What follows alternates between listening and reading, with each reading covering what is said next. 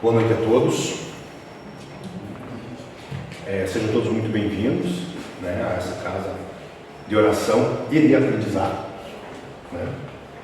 E hoje eu trago uma reflexão, em lembrança ao que era os centros espíritas trabalham com essa questão que é muito semelhante ao cristianismo primitivo. Como é que funcionava nas catacumbas do ensino do Espiritismo? Alguém lia os evangelhos, os livros dos evangelhos, vinha e repassava às outras pessoas. Então, da mesma maneira, o Espiritismo trabalha desta maneira. E hoje, a reflexão proposta que eu trago para nós é sobre a questão do ensino dos Espíritos. Em que sentido? Nós podemos ver lá na Gênese, no livro da Gênese, esse trecho dos Evangelhos, onde Jesus diz: nos últimos tempos, diz o Senhor, espalharei do meu Espírito por toda a carne, vossos filhos e vossas filhas profetizarão, vossos jovens terão visões, e vossos velhos terão sonhos. Nesses dias, espalharei do meu Espírito sobre os meus servidores e servidoras, e eles profetizarão. Isso é uma referência, pessoal, à questão da mediunidade. Os espíritos começariam, já desde a antiguidade, mas estariam comunicando, dando continuidade aos ensinamentos do Cristo. Mas isso é uma questão que o Espiritismo traz para nós, a maneira de, por assim dizer, verificar essa comunicação. Porque já no Evangelho segundo o Espiritismo, a gente vai ver isso aqui. Lá dentro do capítulo 21, onde fala falsos cristos e falsos profetas, ele fala o seguinte no item 6: meus bem amados, não creais em qualquer espírito, experimentai se os espíritos são de Deus, porquanto muitos falsos profetas se têm levantado no mundo. Isso, pessoal, é importante a gente ver nos dias de hoje, porque essa liberdade de informação que nós temos, a gente recebe muita coisa diariamente pelas redes sociais, pelos WhatsApps. Será que isso tudo a gente está recebendo como comunicações dos espíritos são verdade? Como Kardec fez para saber o que era verdade ou o que não é?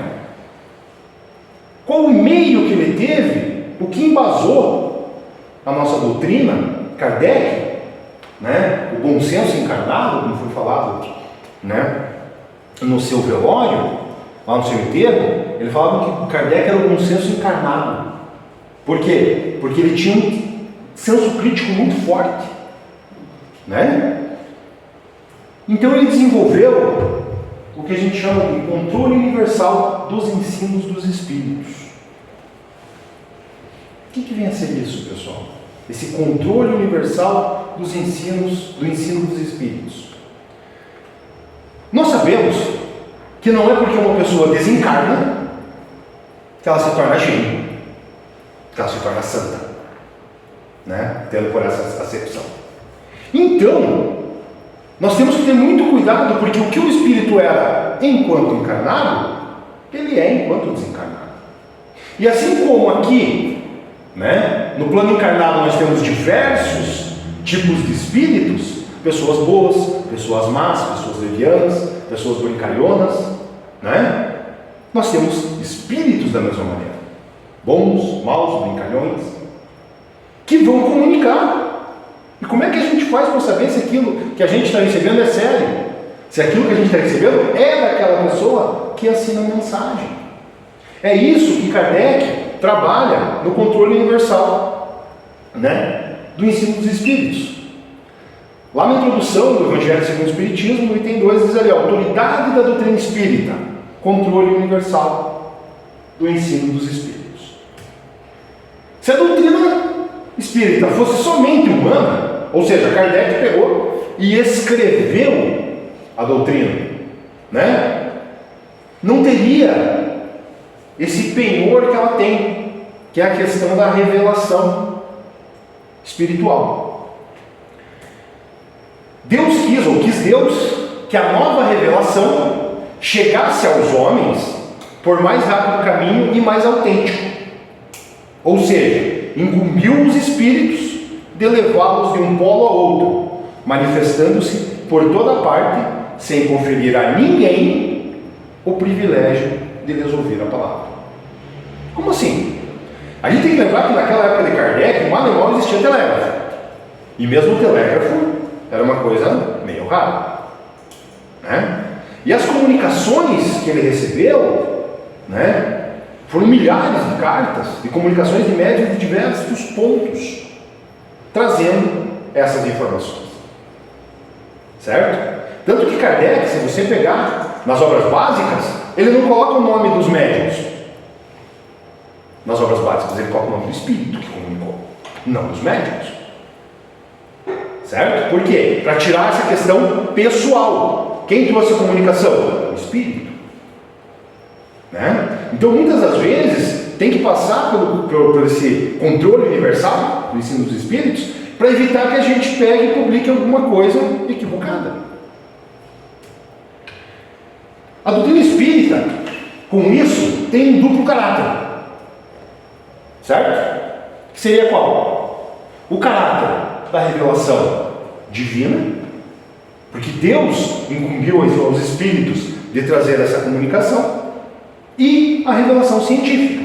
Kardec desenvolve um método para verificar se está sendo, se é real, se é confiável aquela informação que foi recebida. Os pontos fundamentais da doutrina provém do ensino que deram os espíritos encarregados por Deus de esclarecer os homens acerca das coisas que eles ignoravam, que não podiam aprender por si mesmos e que lhes importa conhecer, hoje que estão aptos a compreendê-las. Quando Jesus fala que nem tudo ele já ensinou, porque não estavam preparados para entender aquilo que estava sendo ensinado. Então ele enviaria seu espírito de verdade para complementar, para relembrar e complementar os ensinamentos. Certo? Agora, no caso, né, cara, que é um trecho da Gênesis também, onde lá no século XIX começava a se estar preparado para que fosse documentado que o homem, o ser humano, poderia entender então a mensagem. Numa palavra, o que caracteriza a revelação espírita é o ser divina, a sua origem e da iniciativa dos espíritos. Ou seja, não foi Kardec que foi lá, espíritos, venham falar comigo. Os espíritos começaram a chamar a atenção e criaram essa comunicação de lá para cá. Já vem tentando isso desde o tempo de Moisés. Os profetas, pelo que a gente lê nas obras básicas, nas obras de Kardec, eram médiuns e traziam comunicações de espíritos. E muitas vezes diziam, Jeová e tal. Na verdade, hoje a gente vê que são espíritos que vinham para trabalhar aquele povo, para começar a criar um caminho para a chegada de Jesus. Numa palavra, o que caracteriza a revelação espírita é o ser divina, a sua origem e iniciativa dos espíritos, sendo a sua elaboração fruto de trabalho do homem. Ou seja, o conhecimento vem de lá, mas o sistema, o método foi nosso.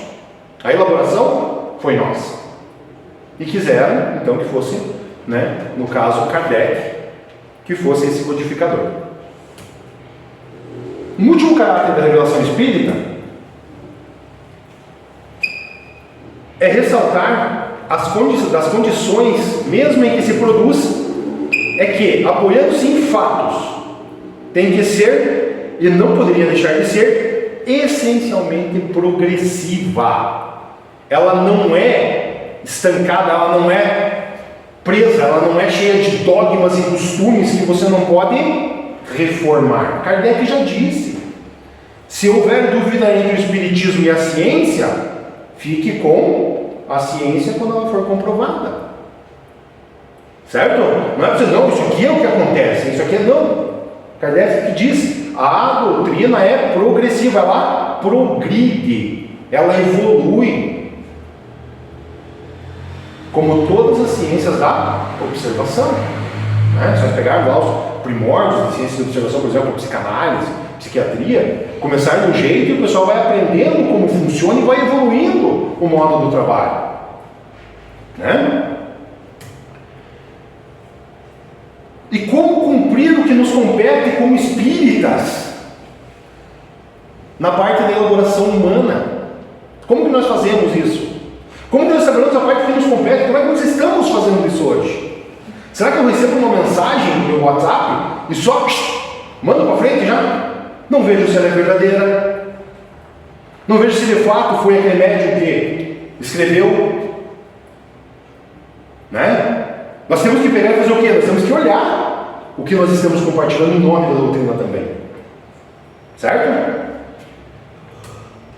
Allan Kardec, em resposta, nos apresenta como método o controle universal do ensino dos espíritos, que foi utilizado no processo de constituição da doutrina, em seus pontos fundamentais e que deve ser sempre observado pelos adeptos em suas relações com o espiritismo. Ou seja, nós temos que ter senso crítico no que nós estamos vendo. Porque veio do médium que é meu amigo, eu posso compartilhar sem problema. Porque veio daquele médium que eu admiro, eu posso compartilhar sem problema. Ou porque diz que veio daquele médium que eu admiro, eu posso compartilhar sem problema. E com isso é mais ou menos aquela fábula do homem, né, que vai lá e sobe na torre do sino, né, sobre a mentira, né. O que acontece? O homem é julgado, né, por causa de uma mentira. E daí o juiz diz, não. Agora ele vai, tenta se retratar, depois de ter descoberto a mentira, daí o juiz diz, não, então agora você sobe na torre do sino, pega esse travesseiro de penas, abre e joga. Todas as penas. Quando você tiver terminado de catar todas as penas que voaram, você pode, né, voltar aqui. Daí você fez a tua sentença. Você não consegue pegar tudo que voou. Todas as plumas que voaram com o vento. Assim é a mentira, quando se dissemina uma história que não é verdadeira. O estrago é muito grande. Dando sequência, no controle universal, qual que é o exame? Os critérios de exame que nós temos que seguir? Isso nos traz algumas perguntas. Com que consiste esse método que eu estou falando do controle universal? Como que a gente pode definir e trabalhar com ele?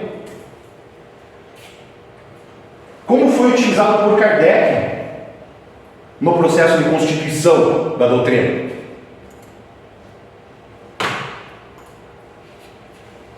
Como a gente pode aplicar no nosso dia a dia esse mesmo método? Vamos recorrer então a Kardec para termos essa resposta. Sabe-se que os espíritos, em virtude da diferença entre suas capacidades, longe se acham de estar individualmente considerados na posse de toda a verdade. Se olharmos a classificação dos espíritos, tem um espírito que é muito perigoso, que é o espírito pseudo-sábio, que comunica. Que é o quê? Ele finge saber de tudo. Ele tem resposta para tudo. E como a resposta vem do lado de lá, por assim dizer, do plano espiritual, o pessoal costuma comprar. E às vezes vem um nome respeitável, ou da doutrina, ou das ciências, e não se toma prova se aquele nome é verdadeiro. Aí nós temos algumas publicações que são complicadas, que daí um pouco a pessoa sai aquela publicação, sai aquela comunicação, e a ciência vem e desmente aquilo. O que isso acontece com a doutrina? Tira o crédito da doutrina, que é o que o controle universal do ensino dos espíritos nos traz. O crédito, a certeza. Por que Kardec não podia ser combatido em sua época? Porque ninguém podia, ele conseguia embasar o que ele estava falando. Ele tinha seu método. Hoje em dia não, parece que veio a comunicação no zap e eu estou compartilhando porque é legal. E a gente não tem o senso crítico na hora que lê aquilo. Que nem a todos é dado penetrar certos mistérios.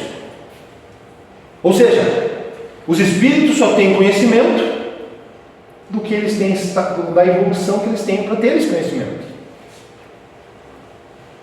não é dado conhecer tudo.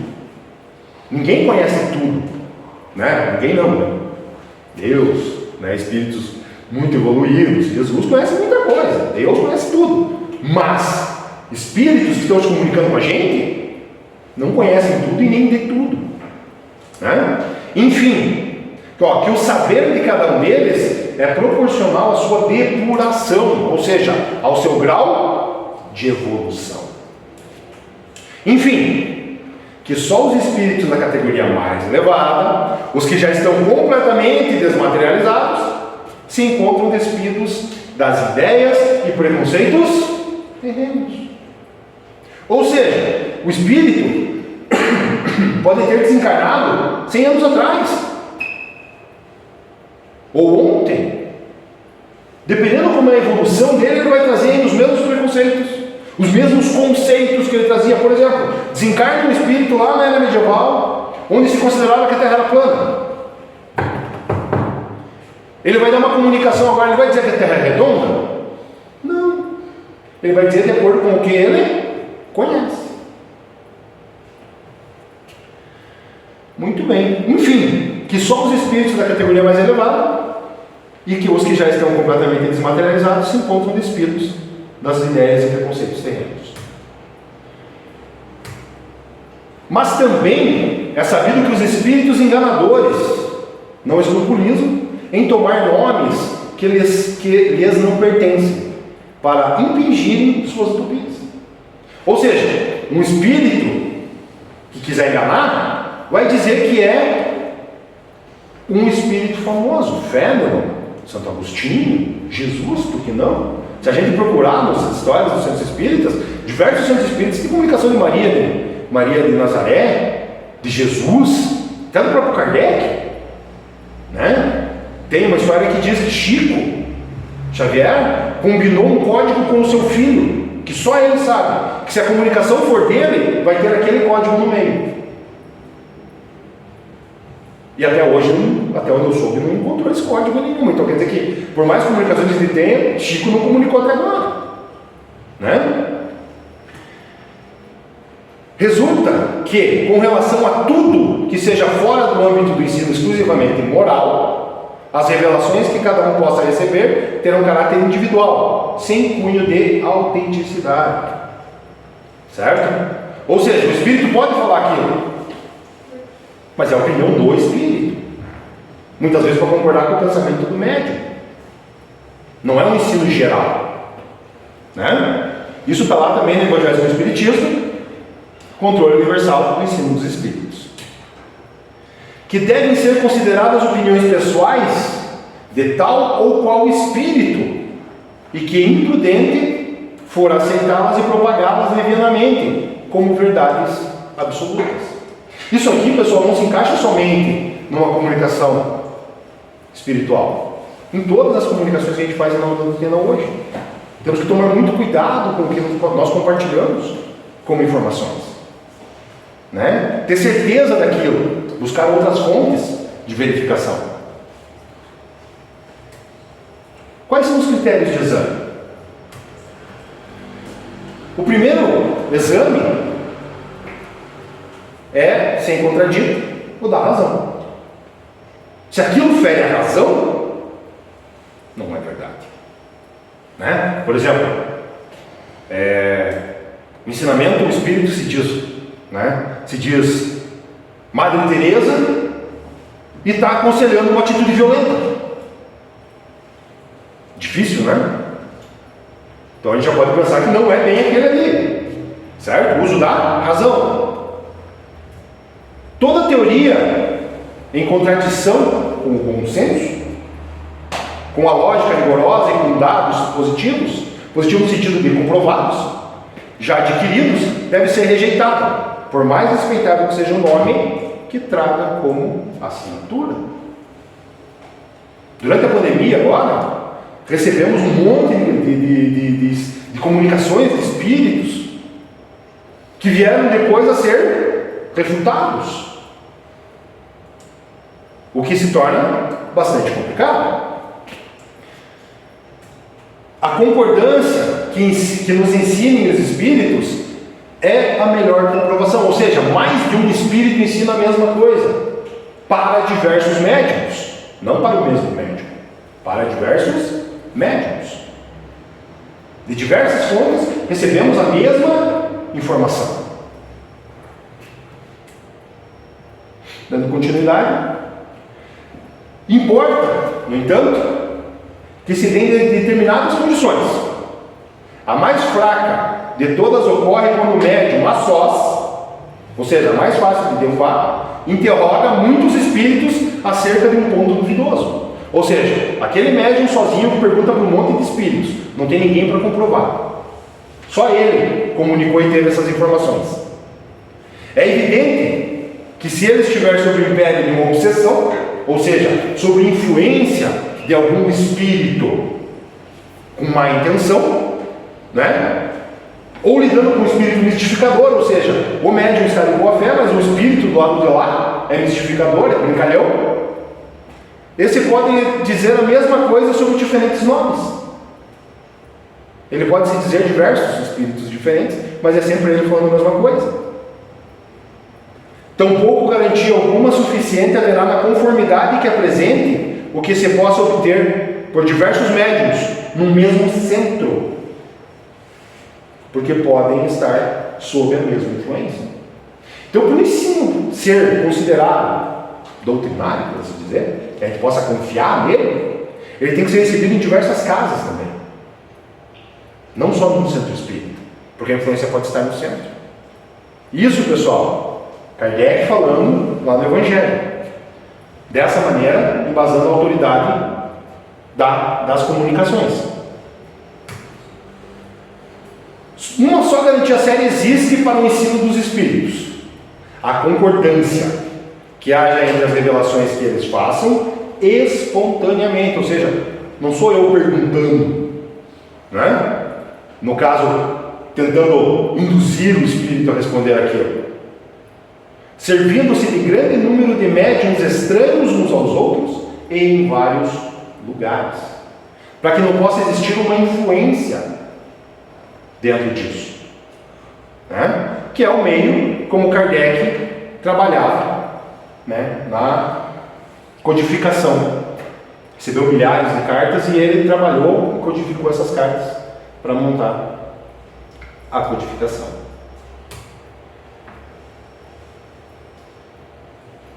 Dois meios podem servir para fixar as ideias sobre as questões duvidosas. O primeiro é submeter todas as comunicações ao exame severo da razão, do bom senso e da lógica, como a gente falou agora há pouco. O segundo critério, o da verdade, está na concordância do ensino. Quando o mesmo princípio é ensinado em muitos pontos por diferentes espíritos, e médiuns estranhos uns aos outros e isentos de idênticas influências, pode-se concluir que ele está mais próximo da verdade do que aquele que emana de uma só fonte e é contradito pela maioria. Ou seja, se um espírito fala e todos os outros falam o contrário, né?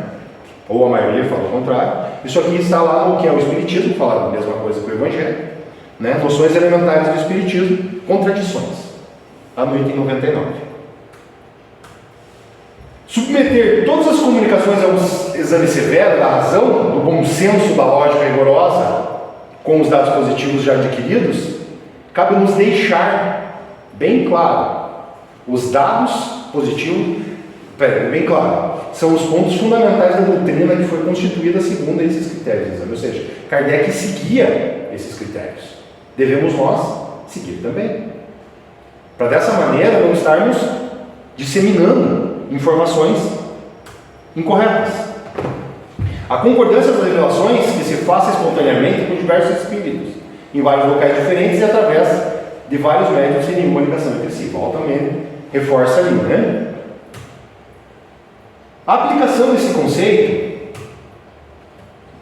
lá na Gênesis, Kardec traz o seguinte: além disso, convém notar que em parte alguma o ensino foi dado integralmente. Ou seja, ninguém recebe toda a informação. Ele diz respeito a tão grande número de observações, a assuntos tão diferentes, exigindo conhecimento e aptidões mediúnicas especiais, que impossível era acharem-se reunidas num mesmo ponto todas as condições necessárias. Ou seja, um mesmo médium não conseguiria trazer todas as informações, tendo o ensino que ser coletivo e não individual. Os espíritos dividiram o trabalho, disseminando os assuntos de estudo e observação, como em algumas fábricas a confecção de cada parte de um mesmo objeto é repartida por diversos operários. Ou seja, sempre que a informação vem de uma pessoa apenas, de um lugar apenas, devemos duvidar. Volto a dizer, Kardec sempre gostava de reforçar e reforçar e reforçar o que ele falava, né? E reafirmar. A revelação é parcial e ela vai ser montada a partir do conhecimento repassado por diversos pontos.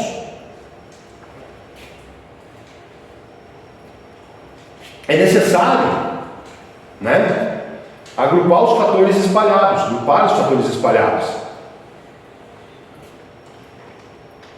para aprender a correlação, reunir os documentos, que é o que Kardec vinha fazer, né? Todas as comunicações. Instruções dadas pelos espíritos sobre todos os assuntos, para comparar, analisar, estudar-lhes as analogias e as diferenças. Essa é a metodologia como Kardec aplicou na época dele, né? O controle universal do ensino dos espíritos. Vindo as comunicações de espíritos de todas as ordens, mais ou menos esclarecidos, era preciso apreciar o grau de confiança que a razão permitia conceder-lhes, distinguir as ideias sistemáticas, individuais ou isoladas, dos que tinham a sanção do ensino geral dos espíritos. Isso aqui, pessoal, é como Kardec fazia quanto às informações que ele colocou na doutrina espírita. Agora eu pergunto para vocês, nós não devemos fazer o mesmo com o que nós compartilhamos de informação? Devemos hoje, né? Nós temos que lembrar que nós somos, como é que é? Acolher a planta, a semeadura é livre, a colheita é obrigatória. Não só dos nossos atos e atitudes, mas do que nós falamos também, do que nós publicamos também. O que nós disseminamos de informação é nossa responsabilidade também, porque nós podemos estar influenciando alguém a respeito daquilo, para o bem ou para o mal, né? Colheremos os frutos disso. A elaboração do estudo, né, antes da gente poder disseminar uma informação, era preciso, numa palavra, um centro de elaboração independente de qualquer ideia pré-concebida, ou seja, o que nós fazemos no nosso dia a dia, de todo prejuízo de seita, ou seja, o que a gente acredita quanto, né? Ah, não, mas o que eu acho, isso aqui eu acho que é errado, mas é comprovado que é verdadeiro, quanto a isso ou quanto àquilo. Minha ideologia não concorda com isso. Então nós temos que fazer o quê? Verificar, mas é verdadeiro aquilo, por mais que eu não concorde. O que eu faço? Fico com o meu conceito? Ou tomo o que é verdadeiro? E aprendo. E progrido com esse aprendizado. Resolvido aceitar a verdade tomada evidente, embora contraditória às minhas opiniões pessoais. Ou seja, a pessoa tem que estar preparada para isso, se ela deseja comunicar.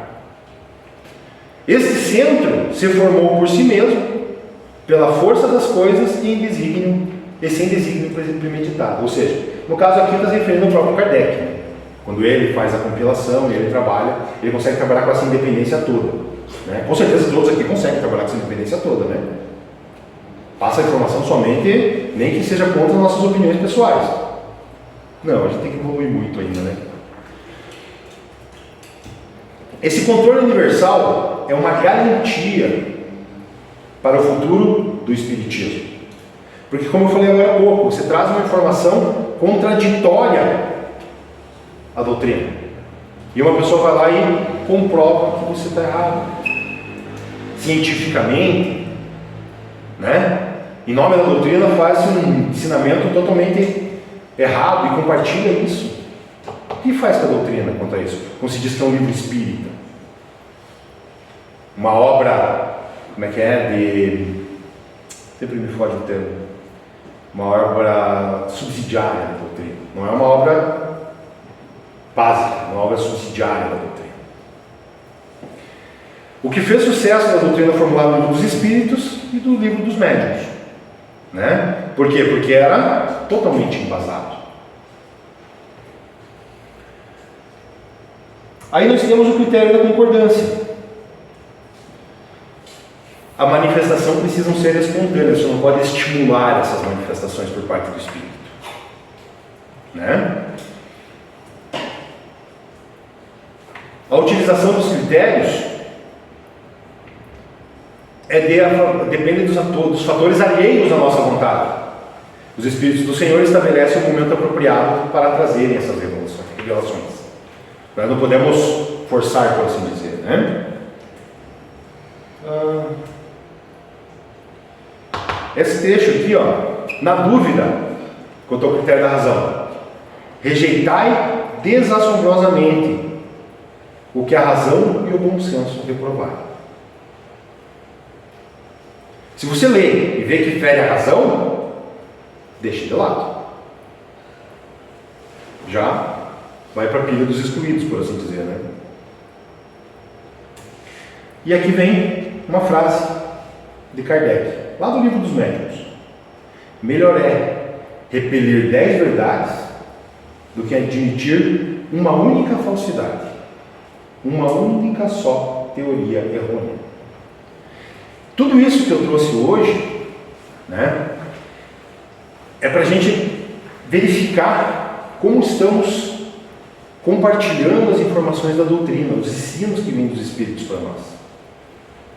Nós podemos estar de boa fé compartilhando informações errôneas. E dessa maneira, algumas vezes, criando um desserviço para a nossa doutrina.